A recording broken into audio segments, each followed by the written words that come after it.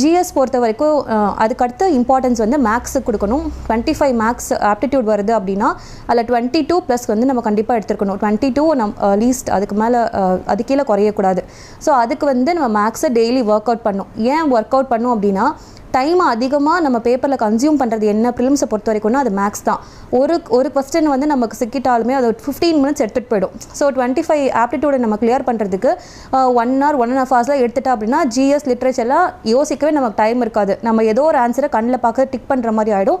So அதனால் மேக்ஸுக்கு ரொம்ப ரொம்ப இம்பார்ட்டன்ஸ் கொடுக்கணும். டெய்லி மேக்ஸ் போடணும்.